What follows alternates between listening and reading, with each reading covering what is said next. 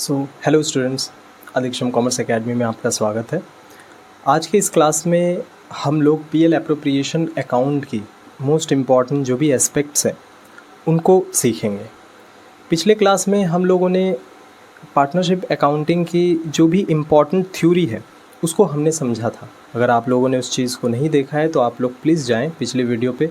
बहुत ही लेंदी वीडियो था, बड़ा वीडियो था, बट कम्प्लीटली वर्थ इट है। आप डेफिनेटली उस वीडियो को चेकआउट करें, आपके लिए वो वीडियो काफ़ी बेनिफिशियल होगा। तो कोशिश करें कि उस वीडियो को पूरा देखने की। एंड आज के इस वीडियो में हम लोग profit and loss appropriation account को समझेंगे, जानेंगे। तो चेकआउट करते हैं हम लोग profit and loss appropriation account को। सबसे पहले तो हमारा जो profit and loss appropriation account है उसका जो फॉर्मेट है वो कुछ इस तरीके का है। आपको कुछ चीज़ें याद रखनी है कि profit and loss appropriation account जो है वह हम लोग फर्म के पर्सपेक्टिव से बनाते हैं, बिज़नेस के पर्सपेक्टिव से बनाते हैं। पिछले दिन ही हम लोगों ने थ्योरी में आपको एक बात बताई थी मैंने कि पार्टनरशिप बिज़नेस जो है वो एक सेपरेट लीगल एंटिटी तो नहीं है, बट डेफिनेटली एक सेपरेट अकाउंटिंग एंटिटी है। तो उस पर्सपेक्टिव से अगर हम लोग देखें तो profit and loss appropriation account हम लोग बना रहे हैं फर्म के पर्सपेक्टिव से, बिज़नेस के पर्सपेक्टिव से। हम लोग सीए बनते हैं, आगे जा कर के हम लोग अकाउंटिंग करते हैं। तो अकाउंटिंग हम लोग किसका करेंगे? अकाउंटिंग हमेशा आपको याद रखना है हम लोग बिज़नेस का करते हैं, बिजनेसमैन का नहीं करते हैं। तो ये पीएल एप्रोप्रिएशन अकाउंट का ये प्रोफॉर्मा है, ये फॉर्मेट है। सबसे पहले आपको इन द बुक्स ऑफ ... लिखनी है, जिसमें आपको पार्टनर्स का नाम लिखना है या फिर जो भी पार्टनरशिप बिज़नेस है उस बिज़नेस का नाम लिखना है यहाँ पे। उसके बाद profit and loss appropriation account for the year ended, जो भी ईयर एंडेड है वो एक डेट दिया हुआ होता है। आगे के क्वेश्चंस में हम लोग डिस्कस करेंगे, वो डेट आपको यहाँ पर मेंशन करना है। Profit and loss appropriation account एक नॉमिनल अकाउंट होता है, इस बात को आपको ध्यान में रखना है, जहन में रखना है। Profit and loss appropriation account क्या होता है? एक नॉमिनल अकाउंट होता है। हम लोगों ने क्लास 11 में रियल, पर्सनल और नॉमिनल अकाउंट के बारे में समझा था कि क्या होता है। तो नॉमिनल अकाउंट एक ऐसा अकाउंट है जो कि डेबिट, सारे खर्चों, लॉसेस को डेबिट करता है और सारे इनकम्स एंड गेन्स को क्रेडिट करता है। So profit and loss appropriation क्या है? एक नॉमिनल अकाउंट है। तो नॉमिनल अकाउंट होने के कारण जितने भी एक्सपेंसेस एंड लॉसेस हैं जो कि फर्म के लिए होगी उन सारी चीज़ों को डेबिट किया जाएगा, एंड जितने भी इनकम्स एंड गेन्स हैं उन सारी चीज़ों को क्रेडिट किया जाएगा। ओके, तो इंटरेस्ट ऑन कैपिटल, सबसे पहले एक एक करके हम इन सारे लेयर्स को समझेंगे, फिर उसके बाद आगे बढ़ेंगे। तो सबसे पहले समझते हैं इंटरेस्ट ऑन कैपिटल ये क्या होता है। इंटरेस्ट ऑन कैपिटल, अगर मान लो अगर जो पार्टनर है वो बिज़नेस में पैसा लगाता है जिसको कैपिटल कहते हैं, उस कैपिटल के ऊपर पार्टनर को कुछ इंटरेस्ट मिलता है हर साल। यदि पार्टनरशिप डीड में ये प्रोवाइडेड है, लिखा हुआ है, तो वो इंटरेस्ट उनको मिलता है। तो यह इंटरेस्ट ऑन कैपिटल, इसी को इंटरेस्ट ऑन कैपिटल कहा जाता है। So what is interest on capital? Partners business में पैसा लगाते हैं, कैपिटल लगाते हैं, उस कैपिटल के ऊपर जो उनको इंटरेस्ट मिलता है that is known as interest on capital. तो ये इंटरेस्ट ऑन कैपिटल पार्टनर को मिलता है, तो पार्टनर के लिए एक इनकम है। और इंटरेस्ट ऑन कैपिटल फर्म देता है। कौन देता है? पार्टनरशिप फर्म देता है। तो पार्टनरशिप फर्म के लिए क्या है? ये एक एक्सपेंस है। और हम लोग कौन है? हम लोग एक अकाउंटेंट हैं, हम लोग अकाउंटिंग करेंगे। तो अकाउंटिंग हम लोग करते हैं हमेशा बिज़नेस के पर्सपेक्टिव से। तो बिज़नेस के लिए इंटरेस्ट ऑन कैपिटल क्या है? एक एक्सपेंस है, इसलिए इस चीज़ को डेबिट किया जाता है। मैं यहाँ पर जितनी भी बातें बताऊँगा आपको थोड़ा ध्यान देना है, क्योंकि ये सारी बातें, इन सारी बातों से कहीं ना कहीं कई सारे MCQs बनते हैं जो आपके एग्ज़ाम ओरिएंटेड हो सकते हैं। तो थोड़ा सा आपको ध्यान देना है इस जो कि 5-7 मिनट में जो आगे पढ़ाने जा रहा हूँ, या फिर थ्योरी एस्पेक्ट्स को जो भी मैं कवर करने जा रहा हूँ। तो उसके बाद सैलरी, पार्टनर्स को सैलरी दिया जाता है। तो पार्टनर को सैलरी मिल रहा है, तो सैलरी पार्टनर के लिए तो इनकम है, लेकिन जो बिज़नेस है वो तो सैलरी दे रहा है और बिज़नेस के पर्सपेक्टिव से वह एक एक्सपेंस है। इसीलिए पीएल एप्रोप्रिएशन में अकाउंट में उस चीज़ को डेबिट किया जाता है। ओके, उसके बाद कमीशन भी पार्टनर को मिलता है। तो पार्टनर को मिल रहा है, तो पार्टनर के लिए ये क्या है? पार्टनर के लिए ये तो इनकम है, लेकिन फर्म दे रहा है तो फर्म के लिए ये एक एक्सपेंस है। That's why it's also recorded into the debit side of PL appropriation account. अब ये रिजर्व क्या होता है? रिजर्व मतलब हर साल, चाहे वो कंपनी हो या फिर फर्म हो, कुछ भी हो, वो क्या करती है ना, जो भी प्रॉफिट आता है उस प्रॉफिट का कुछ हिस्सा वे लोग साइड में निकाल करके रख देते हैं। इसको आप बचत भी कह सकते हो, साइड में निकाल करके रख देते हैं ताकि उस पैसे को वे लोग आगे आने वाले समय में अपने बिज़नेस की जो भी रिक्वायरमेंट्स पड़ेगी उन रिक्वायरमेंट्स को फुलफ़िल करने के लिए यूज़ करेंगे। तो उस चीज़ को हम लोग रिज़र्व कहते हैं। ओके, सो रिज़र्व क्या है? प्रॉफिट का वह हिस्सा जिसको कंपनी ने साइड में निकाल करके रख दिया है ताकि वो फ्यूचर में उस पैसे को यूज़ करेंगे अपने बिज़नेस को ग्रो करने के लिए, एक्सपैंड करने के लिए, या फिर कोई भी एक प्रॉब्लमेटिक सिचुएशंस में उस पैसे का इस्तेमाल किया जाएगा। That's known as reserve. तो रिज़र्व क्या होता है ये हमने समझ लिया। उसके बाद क्रेडिट साइड पे आ जाओ। क्रेडिट साइड क्या है? क्रेडिट साइड में प्रॉफिट एंड लॉस अकाउंट लिखा गया है, ध्यान से देखो। यह यहाँ पर जो फिगर आप बैठाओगे यह आएगा प्रॉफिट एंड लॉस अकाउंट से। तो जो प्रॉफिट एंड लॉस अकाउंट में आपने सीखा था क्लास 11 में, उस प्रॉफिट एंड लॉस अकाउंट में जो भी प्रॉफिट आता है उस प्रॉफिट को हम लोग यहाँ ट्रांसफ़र करते हैं। देखो ये प्रॉफिट एंड लॉस अकाउंट है हमारा। इस प्रॉफिट एंड लॉस अकाउंट में जो भी हमारा प्रॉफिट निकल करके आएगा उस प्रॉफिट को हम लोग ट्रांसफ़र करते हैं। ये जो प्रॉफिट है ये हमारी ट्रांसफ़र होती है कहाँ? पीएल एप्रोप्रिएशन अकाउंट के क्रेडिट साइड में। इस बात को आपको याद रखना है। तो ये वाली फिगर ऑलरेडी आपको क्वेश्चन में दिया हुआ रहेगा और आपको इस चीज़ को मेंशन कर देनी है। नेक्स्ट पॉइंट आती है इंटरेस्ट ऑन ड्राइंग्स। तो आपको पता होगा कि जो कई सारे पार्टनर्स हैं वो अपने बिज़नेस से पैसे भी निकालते हैं। बिज़नेस से जब वो पैसे निकालते हैं तो अपने डोमेस्टिक पर्पस के लिए, तो इस चीज़ को ड्राइंग्स कहा जाता है, हम लोगों को पता है। तो इस ड्राइंग्स के ऊपर जो पार्टनर को, अब अगर मैं इसको सिंपल भाषा में समझाऊं तो पार्टनर ने बिज़नेस से पैसे निकाले जिसको ड्राइंग्स कहते हैं। तो पार्टनर ने बिज़नेस से पैसा निकाला, इस बिज़नेस से पैसे निकालने के कारण उसको उस पैसे पर इंटरेस्ट देना होता है। That is known as interest on drawings. Partner ने बिज़नेस में पैसा लगाया जिसको कैपिटल कहते हैं, इस कैपिटल के ऊपर फर्म को इंटरेस्ट देना होता है। इसके कारण से फर्म के लिए इंटरेस्ट ऑन कैपिटल एक एक्सपेंस हो जाती है। पार्टनर ने बिज़नेस से पैसा निकाला ताकि वो अपने घरेलू खर्च के लिए यूज़ कर सके, तो उस टर्म को बोला जाता है ड्राइंग्स। अब पार्टनर ने बिज़नेस से पैसा निकाला है तो पार्टनर को इंटरेस्ट देना होता है उस ड्राइंग्स के ऊपर। तो इंटरेस्ट दे रहा है पार्टनर बिज़नेस को, तो बिज़नेस के लिए वो क्या हो गया? बिज़नेस के लिए वो इनकम हो गया। That's why it's recorded into the credit side of PL appropriation account. Okay, got it? चलो अब हम लोग हमारा पीएल एप्रोप्रिएशन अकाउंट के डेबिट एस्पेक्ट को समझे, क्रेडिट एस्पेक्ट्स को समझ लिए। यहाँ पर एक नीचे, अब ये क्रेडिट साइड डेबिट साइड में इन फिगर्स मैक्सिमम मतलब 90% ऑफ द केसेस में यही सारी चीज़ों को आपको लेकर के डील करना होता है। तो इतना आइटम्स को डील करने के बाद आपको क्या करना है? क्रेडिट साइड टोटल करनी है और जो भी टोटल आता है इसको यहाँ लिखना है और उसमें से जो भी डेबिट एस्पेक्ट्स हैं उनको घटाने हैं। मतलब क्रेडिट साइड का टोटल किया, डेबिट साइड के सारे आइटम्स को घटाया तो एक नेट बैलेंस निकल करके आएगा। सपोज़ 10 लाख रुपए आपने क्रेडिट साइड में ये लिखा, ये दोनों लिखने के बाद आपका 10 लाख रुपया आया। 10 लाख को यहाँ भी लिखा, यहाँ भी लिखा। इस 10 लाख में से इन दोनों आइटम्स को आपने इन तीनों आइटम्स, चारों आइटम्स को आपने घटाया। घटाने के बाद आपके पास कुछ फिगर्स बचेगा, that is known as 2 lakh rupees और समथिंग, मान लो कुछ भी अमाउंट ऐसा बचा। तो उस 2 लाख रुपये को हम लोग कहते हैं नेट डिविजिएबल या फिर डिस्ट्रीब्यूटेबल प्रॉफिट। ये 2 लाख रुपया हम लोग सारे पार्टनर्स में बांट देते हैं। पीएल अकाउंट में ये जो पैसा है पार्टनर्स में नहीं बांटा जाता, बट वही पीएल एप्रोप्रिएशन में इस प्रॉफिट का डिस्ट्रीब्यूशन हो जाता है। इसीलिए पीएल एप्रोप्रिएशन अकाउंट को बनाने के पीछे का एक लॉजिक ये भी है कि हम लोग हमारे पार्टनर्स में जो नेट डिविजिबल प्रॉफिट है उसको डिस्ट्रीब्यूट कर सके। तो यहाँ पर 2 टर्म्स हैं, यहाँ पर जो लिखा गया है दैट इज़ नेट प्रॉफिट और यहाँ पर जो लिखा गया है that is net divisible profit. तो आपको याद रखना है कि नेट प्रॉफिट और नेट डिविजिएबल प्रॉफिट में थोड़ा सा अंतर है। नेट प्रॉफिट क्या है? नेट प्रॉफिट पीएल अकाउंट से आता है और net divisible profit PL appropriation account में निकलता है। ये दोनों चीज़ें अलग अलग हैं। नेट प्रॉफिट कहाँ से आता है? पीएल अकाउंट से आता है। नेट डिविजिएबल या फिर distributable profit PL appropriation account में निकलता है। अब ये जो भी प्रॉफिट आया इस प्रॉफिट को हम लोग रेशियो में बांट देते हैं। या तो मान लो पार्टनर्स, 3 ही टाइप से कुछ ना कुछ होगा प्रॉफिट्स का डिस्ट्रीब्यूशन मैक्सिमम। अगर मेजर केसेस में यही 3 टाइप से हो सकते हैं। या तो रेशियो बोलेगा इक्वली बांट दो, तो 2 पार्टनर्स हैं तो दोनों पार्टनर्स में इक्वल बांट दोगे। या तो तुमको रेशियो बोल सकता है कि 2:3 में बांटो, 4:5 में बांटो, तो उस रेशियो में बांटोगे।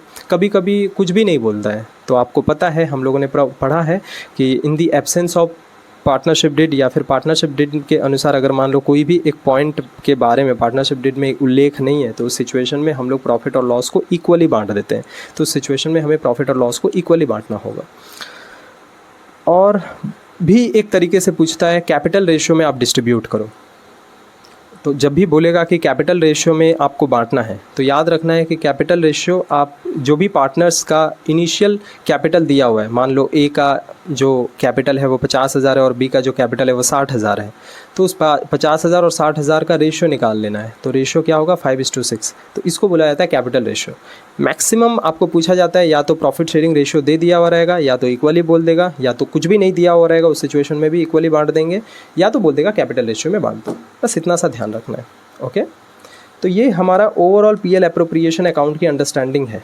हम लोग आने वाले 2 क्लासेस में, मतलब आज के लेक्चर में और आने वाले एक और लेक्चर में, हम लोग कोशिश करेंगे कि सबसे पहले सेपरेटली हम इन पॉइंट्स को सीखें, कैसे इन सारे पॉइंट्स को डील किया जाता है, कैसे इन सारी चीज़ों को कैलकुलेट किया जाता है। पहले हम लोग इन सारे पॉइंट्स को सीखें, उसके बाद हम लोग एक कंप्लीट सम बनाने के बारे में सोचेंगे। आपको ध्यान रखना है, यदि आप इन दोनों एस्पेक्ट्स को अच्छे से सीख जाते हो कि डेबिट्स के इन सारी चीज़ों को कैसे कैलकुलेट किया जाता है, क्रेडिट में इंटरेस्ट ऑन ड्राइंग्स को कैसे कैलकुलेट किया जाता है, तो आपका पीएल एप्रोप्रिएशन 100% करेक्ट हो जाएगा। लेकिन यदि आप सोचते हो कि मैं डायरेक्ट पीएल एप्रोप्रिएशन के क्वेश्चन करने पे उतर आऊँ, तो आपको थोड़ा सा ध्यान रखना है कि हो सकता है कि आप बहुत सारे क्वेश्चंस कर लो बट सारे क्वेश्चंस नहीं कर पाओगे। तो ध्यान रखना है कि सबसे पहले सेपरेटली आप इन सारे चीज़ों को सीखो, उसके बाद धीरे धीरे करते हुए एक कंप्लीट सम पे हम लोग चले। ओके, चलो अब हम लोग क्या करते हैं, एक सबसे पहले हम लोग डेबिट एस्पेक्ट्स को निकालते हैं। डेबिट एस्पेक्ट्स को interest on capital, salary, commission, reserve, आज के क्लास में कैसे इन सारी चीज़ों को कैलकुलेट किया जाता है इनको सीखेंगे। उसके बाद नेक्स्ट क्लास में इंटरेस्ट ऑन ड्राइंग्स बढ़िया से सीखेंगे। उसके बाद वाली क्लास में कंप्लीट पीएल एप्रोप्रिएशन का क्वेश्चन कैसे करना है उसको बहुत अच्छे से सीखेंगे। Okay, got it. चलो ओके, चलो तब सबसे पहले हम लोग पीएल एप्रोप्रिएशन अकाउंट में आज की क्लास में देखते हैं इन सारी चीज़ों को कैलकुलेट कर सकें। तो सबसे पहले इंटरेस्ट ऑन कैपिटल किस तरीके से निकालना है उसके बारे में देखते हैं, या फिर कैसे कैसे क्वेश्चंस आपके वेस्ट बंगाल बोर्ड के लिए रिलेवेंट होगा, उन सारे क्वेश्चंस को हम लोग देखते हैं। ओके, चलो इंटरेस्ट ऑन कैपिटल का जो पोर्शन है उसको चेकआउट किया जाए।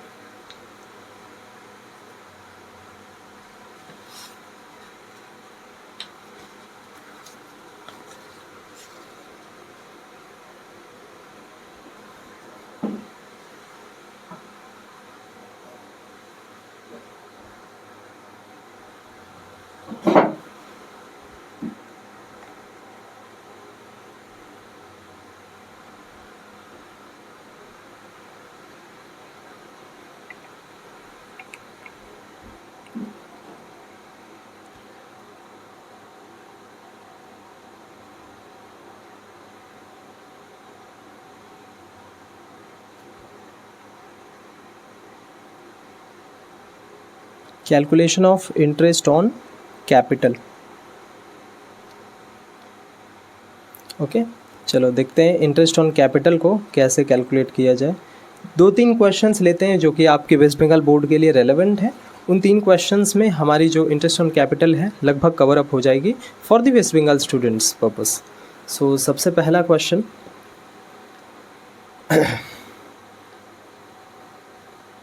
मान लो A and B are partners, their capital as on 1/4/20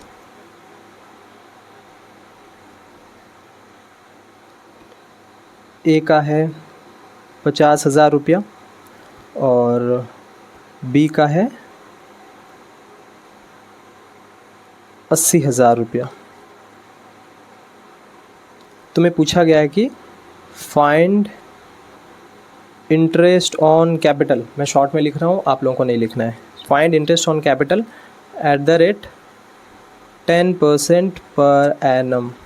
ठीक है, ये एकदम सिंपल सा क्वेश्चन है। तुमको पूछा गया है कि A और B पार्टनर्स हैं, उनका जो कैपिटल है वह 1/4 20 को, यानी कि ओपनिंग कैपिटल दिया हुआ है, ये आपको ध्यान रखना है, ये ओपनिंग कैपिटल है। 1/4/20 को उनका जो कैपिटल है वो 50,000 है और 80,000 रुपये है। आपको इंटरेस्ट ऑन कैपिटल निकालने बोला है। Find interest on capital at the rate 10% per annum for the year ended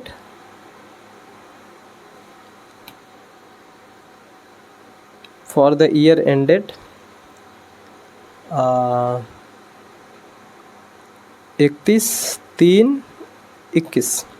ठीक है, आपको ध्यान रखना है हमारा जो ईयर्स है ना, वो 2 टाइप से आपके अकाउंटिंग जब आप सम्स करोगे तो आपको 2 टाइप से ईयर देखने को मिलेगा, एक फाइनेंशियल ईयर मिलेगा और एक कैलेंडर ईयर मिलेगा। तो यहाँ पर जो भी ईयर 1 अप्रैल से स्टार्ट होते हुए 31 मार्च तक जाता है, उस ईयर को हम लोग फाइनेंशियल ईयर कहते हैं, और जो 1 जनवरी से स्टार्ट होते हुए 31 दिसंबर तक जाता है, उस ईयर को हम लोग कैलेंडर ईयर कहते हैं। तो यहाँ पर ये फाइनेंशियल ईयर है। जाहिर सी बात है, अगर 1/4/2020 को उनकी जो कैपिटल उतनी है तो 31/3/21, यानी कि हम लोगों को ओवरऑल 1 साल का इंटरेस्ट ऑन कैपिटल निकालना है। यहाँ से तो हम लोग को यही समझ में आ रहा है। तो चलो 1 साल का इंटरेस्ट ऑन कैपिटल हम लोग निकालते हैं। सो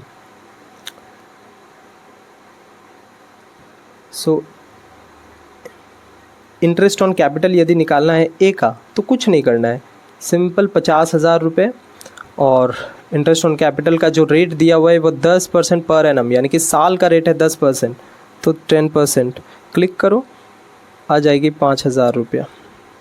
बी का भी उसी तरीके से निकाल लो, 80,000 रुपये है, 80,000 का 10% आ जाएगा 8,000 रुपये। ओके, बड़ा ही सिंपल था।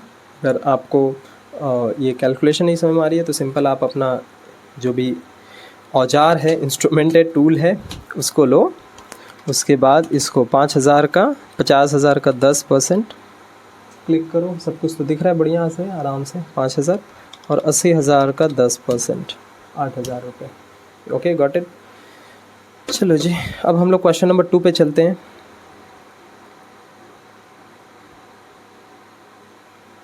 अरे सो के वीडियो देख रहा है, बैठ जा, बैठ के देख, कॉपी किताब ले ले, आराम से पढ़ने बैठ जा। सो के वीडियो देख रहा है, ये क्या है? पता चल गया ना, फ़ोन के अंदर घुसूंगा और घुस के मारूंगा तुझे, घुस कर पीटूंगा, तेरी मम्मी से भी शिकायत करूंगा, कान पकड़ करके ना टान दूंगा पूरी तरीके से। सोकर मत देख बेटा, आराम से बैठ जा, बैठ करके आराम से देखना शुरू कर अपने वीडियो को, और आराम से कॉपी निकाल ले, पढ़ने लग जा साथ साथ में। जोकिंग यार, पढ़ाई करो, धीरे धीरे से आराम से पढ़ाई करो। ऐसे सोकर देखने से ना हमारी जो बॉडी है ना वो रिलैक्स मोड पे चली जाती है। जब तक बहुत ज़्यादा इंटरेस्टिंग कोई चीज़ नहीं होती है तो हमारा फोकस वो कैप्चर नहीं कर पाते, और पढ़ाई में इंटरेस्ट किसका ही आया है? Maximum, exceptions are always there but maximum. तो कोशिश करो बैठ करके पढ़ने की, सो करके नहीं। ओके, बैठ करके देखो। नेक्स्ट हम लोग एक क्वेश्चन लेते हैं जो कि आपकी बासु एंड दत्ता की बुक में है, दैट इज़ क्वेश्चन नंबर 1। उस क्वेश्चन को आप लोग सॉल्व करो। हो सकता है कि आप लोगों में ये क्वेश्चन नंबर कोई और जगह पे हो, बट मेरे बुक में ये क्वेश्चन नंबर 1 है, तो मैं क्वेश्चन नंबर 1 देखो, मैं पढ़ लेता हूँ ताकि उसके बाद आप अपने बुक में खोज लेना। मेजर बच्चे तो बासु एंड दत्ता को ही सॉल्व करते हैं। मेरे पास बासु एंड दत्ता की बुक है, तो इस बुक में क्वेश्चन नंबर 1 है। पढ़ देता हूँ मैं पहले। ए बी 2 पार्टनर्स हैं। They agreed to allow interest on capital 5% per annum.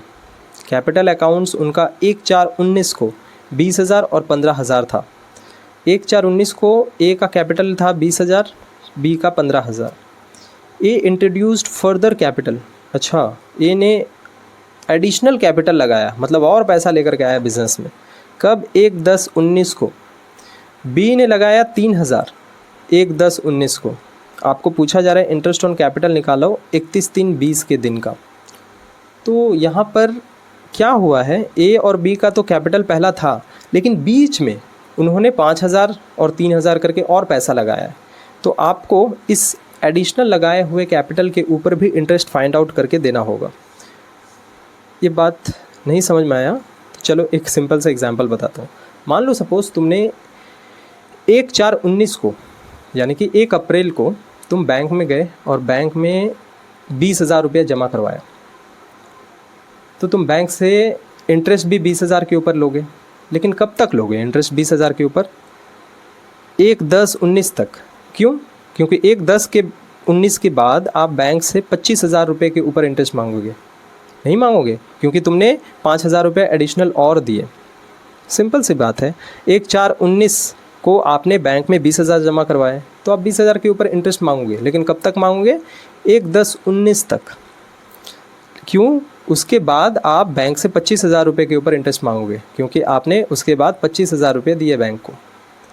तो 20,000 के ऊपर आप इंटरेस्ट मांगोगे 1/4/19 से लेकर के 1/10/19 तक, और उसके बाद 25,000 के ऊपर आप इंटरेस्ट मांगोगे 1/10/19 से लेकर के 31/4/20 तक।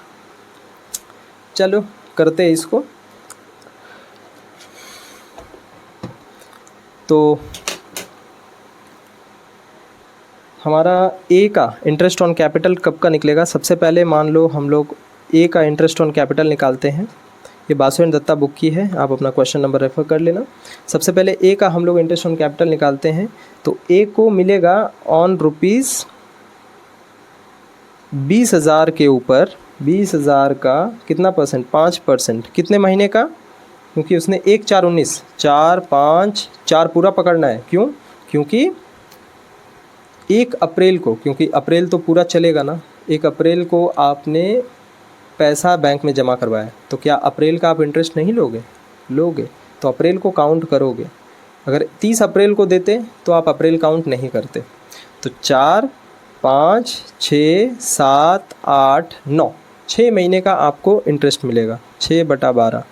उसके बाद ऑन रुपीज़ 25,000, क्योंकि 5,000 आपने बैंक में दिया है, उसके ऊपर आपको 5% मिलेगा 1/10 से, यानी कि 10 11 12 1 2 3 5 6 महीने के लिए। तो बस इसको कैलकुलेट करोगे, हमारा ए का आंसर निकल करके आ जाएगा। लेट्स सी कितना आता है। 20,000 का 5% into 6 divide by 12, it's coming 500, और ये आएगा 25,000। 25,000 का 5% इंटू 6 बाई 12, ये आएगा हमारा 625 रुपये। तो हमारा ओवरऑल इंटरेस्ट ऑन कैपिटल जो निकल करके आ गया 5 और 6 1125 रुपये। आया समझ में? 1125 रुपये का हमारा इंटरेस्ट ऑन कैपिटल निकल करके आ गया एक का। अब बी का देख लो। बी को इंटरेस्ट ऑन कैपिटल मिलेगा, सबसे पहले तो बी ने 15,000 रुपये लगाया था, उसका भी डेट लगभग सेम है, तो सिंपल, बहुत ज़्यादा दिमाग लगाने की ज़रूरत नहीं है, डेट उसका भी बिल्कुल सेम है, तो इसके ऊपर इंटरेस्ट उसको मिलेगा। और उसके बाद 18,000, क्योंकि 15,000 था, 3,000 रुपये उसने और लगाए, तो 18,000 के ऊपर उसको इंटरेस्ट मिलेगा, फिर वही 6 महीने का। तो इसको भी कैलकुलेट कर लेते हैं हम लोग। 15,000 का 5% इंटू 6/12 375, और इसका आएगा 18,000 का 5% इंटू 6/12 450। तो इट्स कमिंग 450 प्लस 375 825। तो 825 रुपये का हमारा ओवरऑल इंटरेस्ट ऑन कैपिटल हो गया बी का। देख रहे हो किस तरीके से हम लोगों ने क्वेश्चंस को सॉल्व करना शुरू किया है। आपको ध्यान रखना है, इसी तरीके से आपको भी आगे बढ़ते जाना है। नेक्स्ट क्वेश्चन हम लोग लेते हैं, that is question number 3। Question number 3 पे हम लोग चलते हैं, जो कि बासु एंड दत्ता का क्वेश्चन नंबर 2 लेते हैं। बासु एंड दत्ता के बुक का क्वेश्चन नंबर 2 है, BD लिख देता हूँ। क्वेश्चन नंबर 2 है, इसको सॉल्व करते हैं। ओके, क्वेश्चन नंबर 2 देखो। Rajesh and Dev are partners in a firm, their capitals has on 1/4/19 were 4 lakh 2 lakh respectively. उनका जो कैपिटल है वो 1/4/19 को 4 लाख और 2 लाख रुपए का है।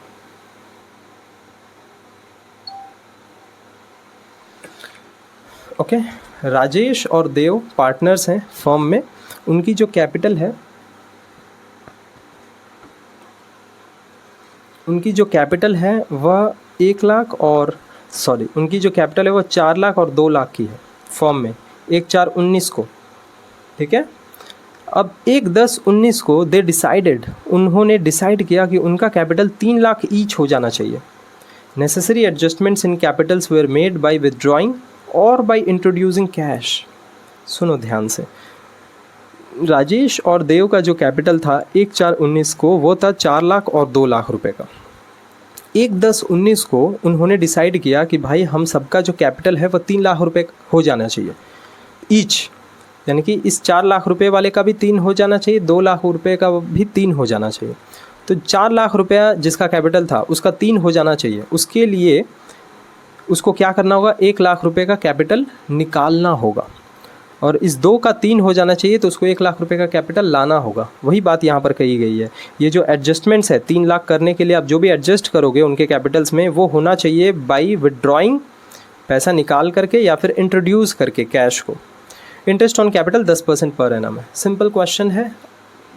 अब आराम से इस क्वेश्चन को हम लोग सॉल्व करते हैं। क्वेश्चन नंबर 2 आपके बुक में है, राजेश देव बासु एंड दत्ता की बुक होगी, आप लोग उसमें से देख लो। सो यहाँ पर राजेश एंड देव का जो कैपिटल है वो है ऑन 1/4/19 को, जो उनका कैपिटल है वो है 4 लाख एंड 2 लाख रुपए का। उन्होंने डिसाइड किया ऑन 1/10/19 को उनका जो कैपिटल है 3 लाख ईच हो जाना चाहिए। अगर 3 लाख ईच हो जाना चाहिए तो क्या करना होगा, 1 लाख रुपए इसको विड्रॉ करना होगा, 1 लाख रुपए इसको ड्रॉ करना होगा, और इसका भी 3 लाख हो जाना चाहिए तो इसको 1 लाख रुपए क्या करना होगा, इंट्रोड्यूस करना होगा, मतलब लाना होगा, ठीक है। तो इसका कैपिटल 4 लाख था और इसने 1 लाख रुपए विड्रॉ कर दिया, इसको विड्रॉल ऑफ कैपिटल कहा जाता है। इसका कैपिटल 2 लाख था, इसने 1 लाख रुपया इंट्रोड्यूस किया, इसको एडिशनल कैपिटल कहा जाता है। तो यहाँ से हमें एक बात समझनी है जो कि introduction of capital and withdrawal of capital का, ठीक है। तो अब सिंपल हमें interest on capital find out करना है ना, बड़ा ही आसान है। सबसे पहले हम लोग राजेश का निकालते हैं। तो राजेश को 4 लाख रुपए, इसका जो 4 लाख रुपए था वो तो बिज़नेस में था ना, कब तक, 1/10/19 तक। 1/10/19 को उसने 1 लाख रुपए विड्रॉ कर दिया, तो 4 लाख रुपए के ऊपर ही उसको इंटरेस्ट मिलेगा 1/10/19 तक, और 1/10/19 से लेकर के 31/3/20 तक उसको इंटरेस्ट मिलेगा 3 लाख रुपए के ऊपर। क्यों? क्योंकि उसने 1 लाख रुपए विड्रॉ कर लिया था। आई होप आप लोगों को ये बात समझ में आ रही होगी। 1/4/19 को 4 लाख रुपया था उसका, लेकिन 1/10/19 को क्या हुआ, उसने 1 लाख रुपया निकाल लिया। तो भाई सिंपल सी बात है ना, अब तो 1 लाख रुपये निकाल लिया है तो अब उसको 3 लाख रुपए के ऊपर इंटरेस्ट मिलेगा। तो वही सबसे पहले 4 लाख रुपए को ले लो, और इंटरेस्ट, रेट ऑफ इंटरेस्ट कितना बोला गया, 10%। 4 लाख रुपए का 10% फॉर 6 मंथ्स का, क्योंकि 1/4/19 है, तो 4, 5, 6, 7, 8, 9, 6 महीने पकड़ेंगे। और उसके बाद जो और 1 लाख रुपये उसको निकाल लिया, तो बैंक के पास मान लो, बैंक को तो 3 लाख रुपये बचते हैं, तो उसके ऊपर इंटरेस्ट कैलकुलेट करके निकाल लोगे। सिंपल। 4 लाख का 10% 40,000 इंटू 6/12 20,000 रुपये, और 3 लाख का 10% 30,000 इंटू 6/12 15,000। तो इसका कितना आ गया, 35,000 रुपीज़। You got it. चलो जी, एंड नेक्स्ट वन राजेश हो गया। अब देव के पास आते हैं।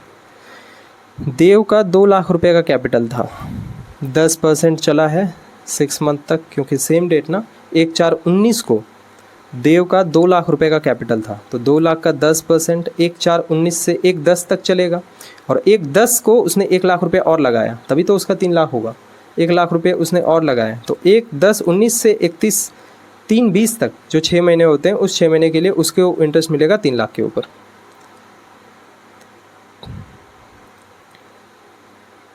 आप लोगों को जो भी दिक्कत होगी उसको आप लोग डेफिनेटली जो भी हमारा कमेंट सेक्शन है उस कमेंट सेक्शन में पूछे। मैं प्रॉमिस तो नहीं कर सकता कि मैं सारे डाउट्स ले सकता हूँ, बट डेफिनेटली मैं कोशिश करूँगा कि जितने डाउट्स हैं उन सारे डाउट्स को मैं रिज़ॉल्व कर सकूँ। जितनी जल्दी हो सके उतनी जल्दी मैं उन कमेंट्स में उन डाउट्स का आंसर दे सकूँ। ओके, तो ये हमारा हो गया 25,000 रुपये। I think you got it, समझ में आ ही गया होगा। तो ये ओवरऑल हमारा इंटरेस्ट ऑन कैपिटल का कॉन्सेप्ट था। इंटरेस्ट ऑन कैपिटल में मैक्सिमम जो भी चीज़ें हैं उनको हमने कवर कर ली है।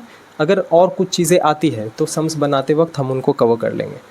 तो पीएल एप्रोप्रिएशन अकाउंट का एक एस्पेक्ट था हमारा इंटरेस्ट ऑन कैपिटल। तो इंटरेस्ट ऑन कैपिटल हमारा हो गया।